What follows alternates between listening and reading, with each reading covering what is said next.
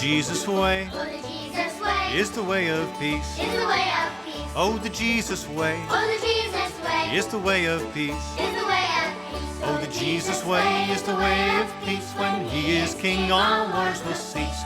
May his peace begin with me. Gonna beat my sword Gonna beat my sword into a plow. into a plow. Gonna beat my sword Gonna beat my sword into a plow. into a plow. Gonna beat my sword into a plow. Christ is king in my life now. May his peace begin with me. Brethren Voices has been given permission by Heifer International to share the wonderful short documentary 12 Stones by acclaimed feature filmmaker Sandy Sloan. This beautiful and evocative film documents the work of Heifer International with illiterate women from the poor village of Belle, which is located in southern Nepal. Hello, I'm Beth Merrill, and welcome to Brethren Voices. Belle, Nepal is a tiny village off the main highway that connects Nepal to India. Most homes do not have windows, running water, or electricity. Nepal is also one of the poorest countries in the world, with nearly half the people living below the poverty line. What distinguishes the village of Belle is that as you move off the main road and into the village, the homes begin to change. Next to crumbling mud and thatched roof shacks are solidly constructed concrete homes. They have vegetable gardens and cleanly swept yards. The difference is breathtaking. And instead of shy and reserved women that inhabit most villages in the region, we meet women who are outgoing. 3 of these women are Shanti, Sita, and Parvati. Shanti is typical of most women of Nepal. She married at age 16 into a family of poor, lower caste farmers. 22 people lived together in one home. Her father-in-law drank heavily and lost the small farm that the family owned. The family turned to sharecropping with a landowner, keeping them in poverty. Sanitation did not exist. The villagers remained isolated from one another and often had very little contact with their neighbors. 8 years ago, a group of women from a neighboring village came to Belle to try to organize a women's group. The neighboring town had experienced and benefited from their involvement with Heifer International by receiving donations of livestock, goats, water buffalo, chicken and geese, and learning sustainable agricultural techniques. But change does not happen easily in Nepal because of the extreme poverty and high illiteracy. Heifer and local field workers realized that to assist an entire village out of poverty, it was important to first empower its women. It was an idea that began to germinate, and no one was prepared for how huge an effect it would have. In 2007, filmmaker Sandy Sloan first met 3 women of Belle, Shanti, Sita, and Parvati, after they had been given their animals by a group of women from the neighboring village of Gitanagar. And already they had gone through a remarkable transformation, becoming economically self-sufficient to the point that they were setting up local cooperatives and moving out of mud-walled and thatched roof shacks into new concrete homes and becoming leaders in their community. In March 2008, Sandy Sloan returned to Belle to film this short documentary. He gained the trust of the women and got them to speak openly about the hardships of their lives and the incredible transformation they had undergone. And now we present 12 Stones.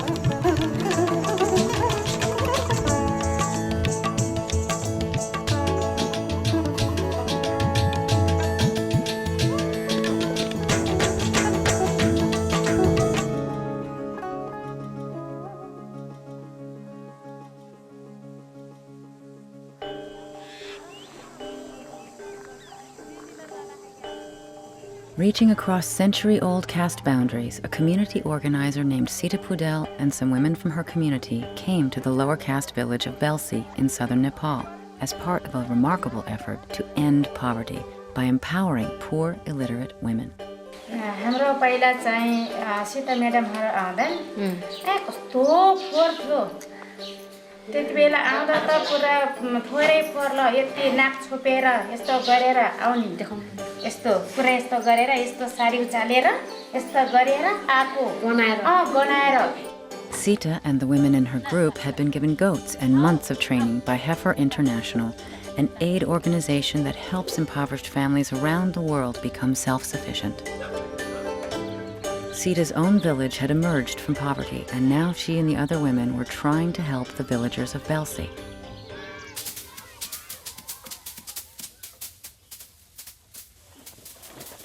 पहिला अब खेत त थियो भनौँ न हाम्रो ससुरा हैन ससुरा जेठाजुहरू खेत त थियो तर धेरै खेत पनि रक्सी खाएर बेच्ने अब त्यहाँ होटलमा गएर रक्सी खाए आज त्यसपछि आउने त्यो हाम्रो भनौँ न साउजी अब लौ के रे चौधरीजी अब जानु पर्यो तपाईँ त यति यति खानु भयो रक्सी अब तपाईको अब खेत त चाहिँ हामीले दिनु पर्यो आफ्नो खाना चाहिँ छैन पुगेकै छैन हैन अब रक्सी खाँदा खाँदा नि सबै जग्गै नै सिध्याए नि कहाँको खाना पुग्ने. From their experience in other countries, Heifer field workers had discovered that just giving animals wasn't enough. So they began to consider another idea, combining the donation of animals with training, and giving that training to small groups of women who could then help their entire community. It seemed like a simple idea, but no one was prepared for how far-reaching an effect it would have. अरु महिलाहरूलाई convince गरेर ग्रुपमा बस्नलाई ल्याउनलाई गर्न पनि म आफैलाई पनि टाइम लाएर मेरो आफ्नो परिवारले पनि मलाई सजिलै बाहिर जान चाहिँ दिनुहुन्थेन. के रे सीता म्याडमले के भन्नुभयो लौ न के रे बहिनीहरु जाम भनेर किन जानी तपाईसँग हाम्रो यहाँ कामको पनि यस्तो छ के रे खेर त्यतिकै जानी हामी जाँदैनौं भन्यौं के 2048 सालमा जुन हामीले समूह जुन तरकारीमा नुन खसाउनु पनि श्रीमानको बाटो कुर्नु पर्ने र समाजले महिलालाई हेर्ने दृष्टिकोण पनि दोस्रो आँखाबाट चाहिँ हेरिन्थ्यो.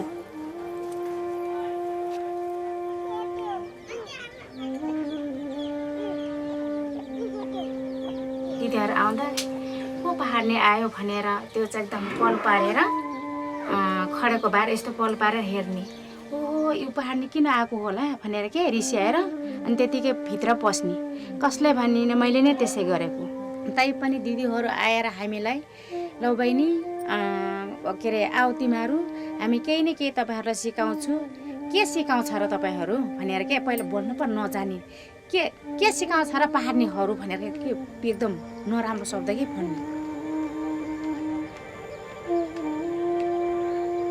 अनि त्यसपछि पहिला चाहिँ हामीले के चित्र देखाउनु भयो जुन अघि चाहिँ सुनेर भन्नुभयो नि अनि पहिला चाहिँ हाम्रो चित्र के कमिलाको चित्र घडी देखाउन भर्याङको चित्र ल यो के देख्नु भएको छ ए के देखे त कमिला छ नि त के छ र कमिला छ कमिला माथि कमिला छ के छ केही पनि देखेको छैनन् हामी ओहो तिमीहरु त बुझे छैनन् त यो त बुझे भने कस्तो राम्रो हुन्छ भनेर के सीता म्याडमहरुले क्षेत्रकुमारले भन्नुभयो. त्यसैभएर त लोन त बुझाइदिनु त हामीलाई.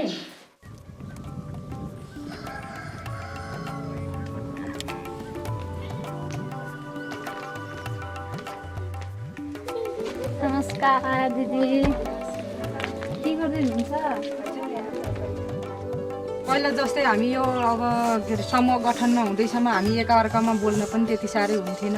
हामी समूहमा बसिसकेपछि हामीले एकअर्कामा आफ्नो घरमा उब्जिएको सामानहरू बाँडी चुडी होक्दा भन्ने जस्तै बाँडी चुडी खान लाग्यो.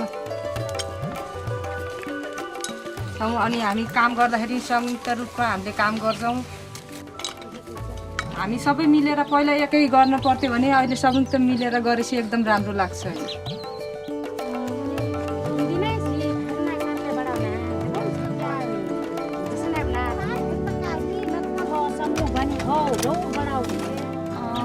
हामीलाई चाहिँ त्यस्तै अब त्यस्तै 5-6 महिना त्यस्तै कुर्नु परेको थियो है। अनि त्यो रहेको समयमा त्यो खाली समयमा हामीले विभिन्न तालिमहरू लियौँ होइन।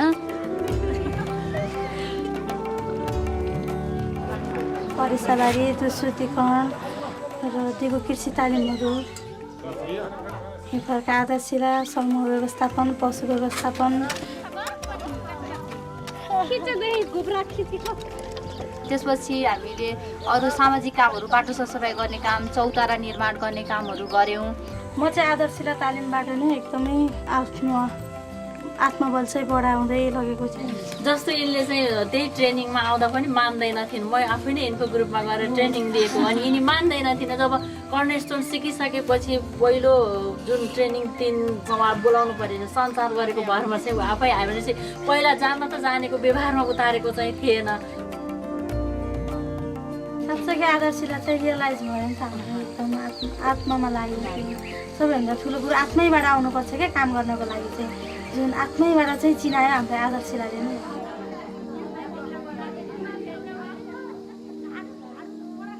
पहिला हामी तालिम नलिँदा नि अनि हामी कसैसित नि बोल्न नि नसक्ने, डराउने, बाहिरको मान्छे हामी ठुल्ठुलो काम आफ्नो परिचय दिनलाई डराउँथ्यो। अनि तालिम पाइसकेपछि हामी कोहीसित नडराउने, के खानुहुन्छ, कसो गर्नुहुन्छ, बस्नु, चियासाग खायो होइन।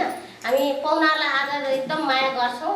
अनि जहाँ गए नि ल यो ठाउँमा जाउँ अब, अनि जान्छौँ त्यहाँ नि परिचय गरिन्छ होइन। पहिला त अरू ठाउँमा जानेन, यही त परिचय गर्थेन हामी।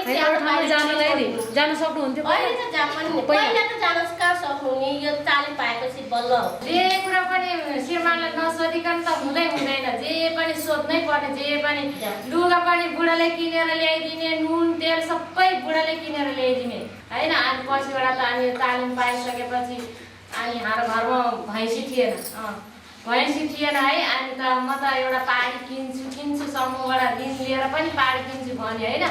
अनि पाडी पनि आफै हेर्न गएँ अनि पाडी पनि लिएर आएँ आफैले। What's remarkable is that the women were able to create a group savings fund large enough to make loans to each other to buy additional livestock and build new homes for their families. All this was completely unimaginable before.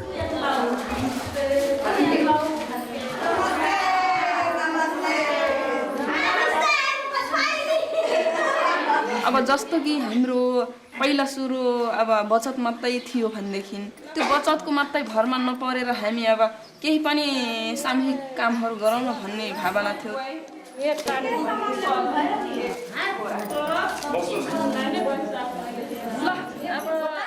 प्रेम कुमारजी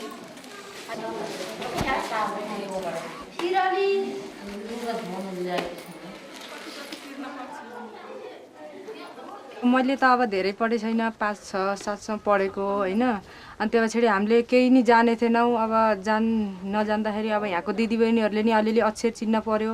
हामी यताउति जाँदाखेरि नि झुक्किने, board हेर्न नजान्ने।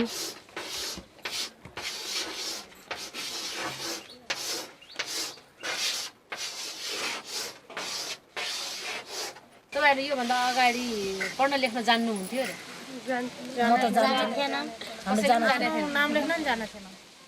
हामी कुनै ठाउँमा अब टाढा जानु पर्यो भने गाडीमा जानु पर्यो होइन। अब जान्थ्यो त हामीले गाडी कहाँ जाने हो सोध्नु पर्यो। अब साहु जानु छ भने त साहु जाने गाडी हो भन्नु पर्यो नि हामीले होइन।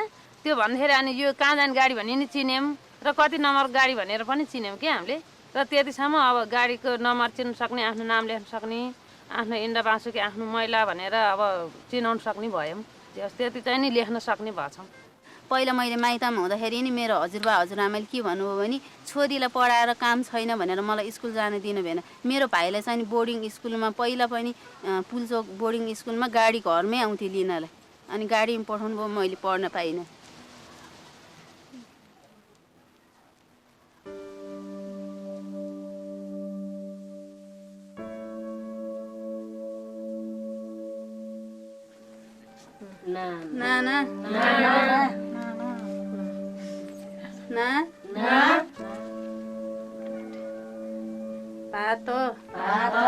ल उहाँलाई धन्यवाद दिउँ है, तालीबाट मारेर।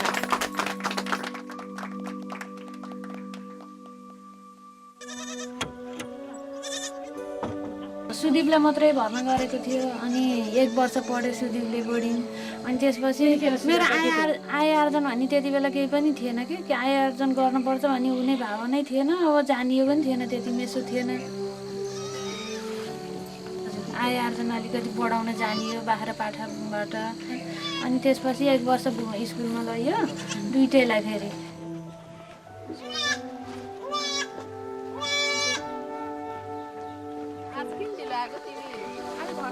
अङ्ग्रेजीको जमाना अब जति गाह्रो भयो नि आय आर्जन कसरी हुन्छ, कसरी बढाउँ, बरु छोरछोरी प्राइभेट स्कुलमा अङ्ग्रेजी अलि जान्ने हुन्थ्यो कि प्राइभेट स्कुलमा।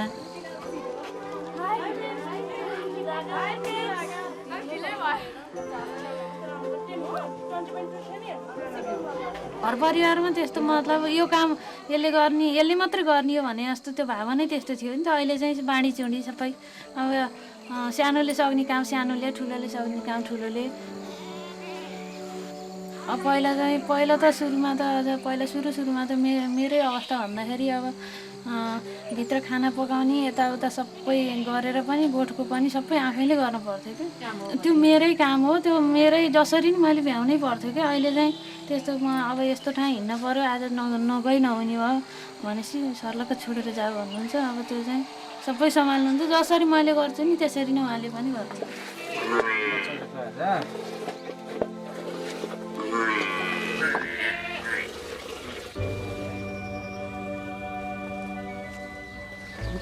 यो मेरो चाहिँ पुरानो घर हो। यो चाहिँ मेरो समूहमा बसेपछि मैले बाख्रा पालन गरेर, भैँसी पालन गरेर र श्रीमानको कमाई र घरको पुरै खेतको आम्दानी गरेर मैले चाहिँ यो घर बनाएको हौँ समूहको पैसा लिएर। जस्तो हामीलाई होइन सीता म्याडमहरू आएर सिकाउनु भयो, हामी पनि अब उपहार त उहाँलाई दिनुभयो हामीलाई। अनि उपहार दिनको हाम्रो पनि अब ठुल्ठुलो भयो। हाम्रो त उपहार त दिन बेला त भइसक्यो। ल अब के गर्ने भनेर ल त्यसो भए एकचोटि चाहिँ हामी खबर गऱ्यौँ उता सम्नी समितिमा सीता म्याडमहरूलाई। अनि त्यसपछि ल तिमीहरू खोज न त उतातिर समूह भनेर। ल हुन्छ, हामी चाहिँ प्रकाश प्रभात छ्यासमिस मिलेर अनि चाहिँ हामी के अरे उतातिर पुरै प्रत्येक गाउँ मेरो समूहबाट चाहिँ 11वटा भयो। म बरुवा प्रोजेक्टको हो, उसकोबाट अहिले 3टा बन्यो। ल तिम्रोबाट मेरोबाट 3टा बन्यो। उसको प्रोजेक्टबाट चाहिँ अहिले एउटा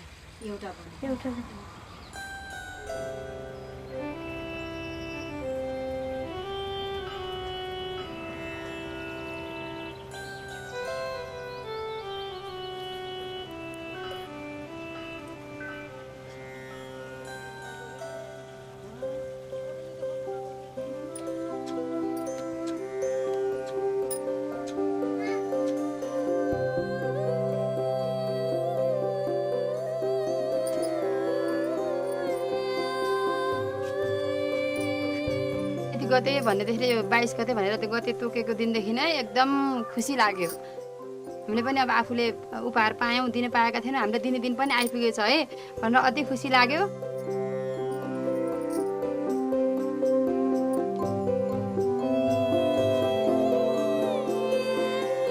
एकदम रमाइलो लाग्यो नि। अब भनौँ न अब उपहार पाउँदा त नरमाइलो मान्ने त कुरै भएन है।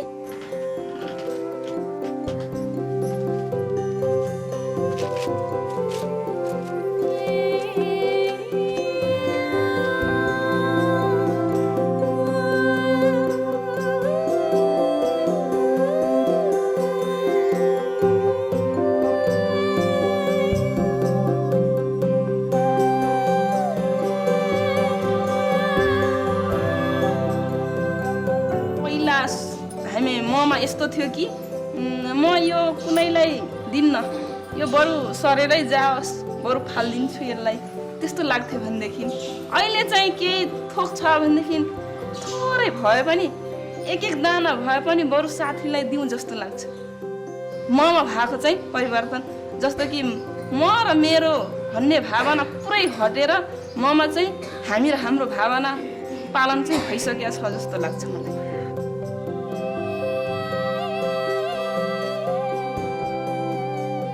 उपहार लिँदा चाहिँ अरूको हात माथि र मेरो हात तल पारेर थापेको थिएँ भने उपहार दिँदा चाहिँ मैले आज मेरो हात पनि माथि पारेर चाहिँ दिन पाएँ है।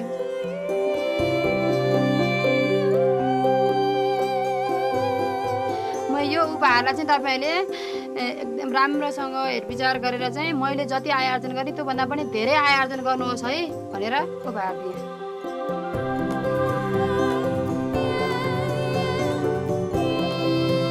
ख्याउटे केही न केहीको दिया भयो भने हामीले खुसी भएर लिनु पर्थ्यो भने एकदम राम्रो मोटो घाटो खिरिलो गरेर राम्रोसँग उपहार दिनेले पनि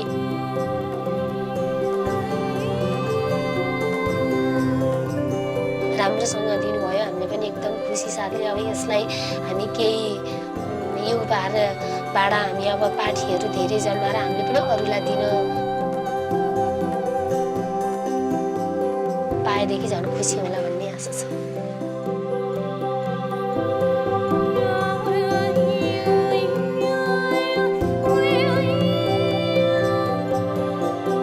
महिलाहरूले केही गर्न सक्दैनन् भन्ने जुन समाजलाई चाहिँ केही गर्न सक्दा रहेछन् भनेर बोल्न अहिले चाहिँ उहाँहरू बाध्य हुनुभएको छ। त्यो चाहिँ हामीले गरेर चाहिँ देखाएका छौँ।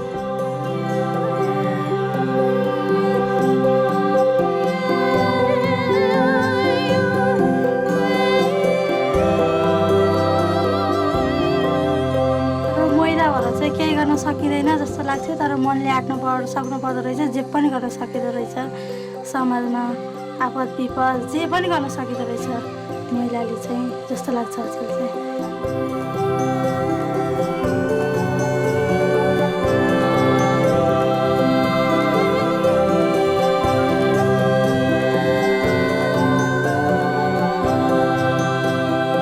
भनौँ न एउटा चाहिँ अब मैनबत्तीको त्यो मुनि चाहिँ अँध्यारो भाग हुन्छ नि, त्यस्तो अँध्यारो भागमा थियौँ भने अहिले चाहिँ त्यो मैनबत्तीको उज्यालो भागमा हामी पुगे जस्तो पनि हामीलाई फिल हुन्छ। एकदमै खुसी लाग्छ होइन त रुपा दिदी? हजुर एकदम खुसी।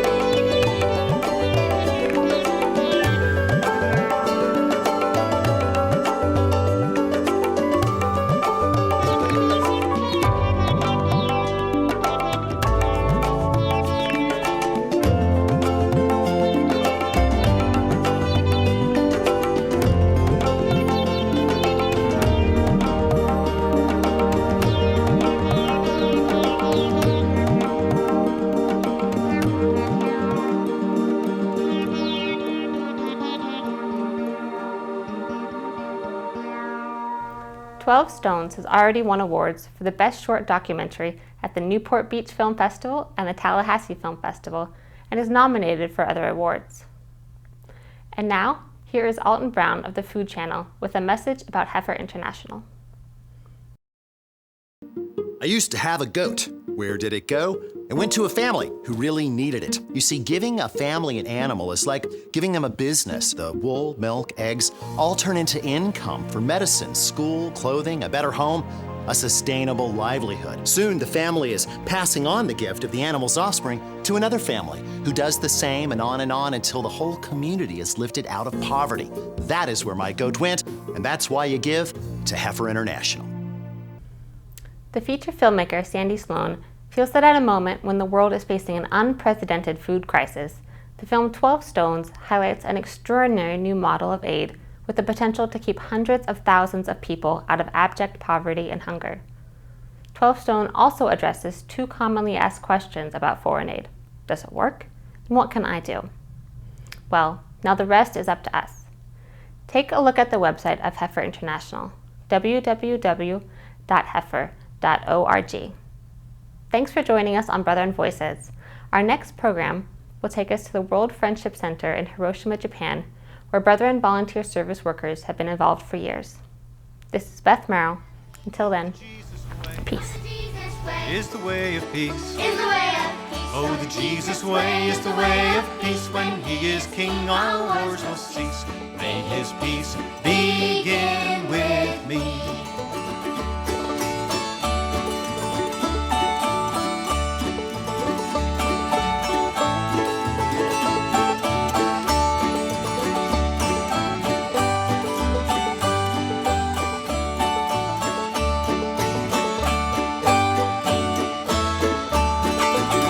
All those who tread the path he trod, all those who tread the path he trod, all those who tread the path he trod shall be called the friends of God. May his peace begin with me. Oh, the Jesus way is the way of peace. Oh, the Jesus way is the way of peace. Oh, the Jesus way is the way of peace. When he is king, all wars will cease. May his peace begin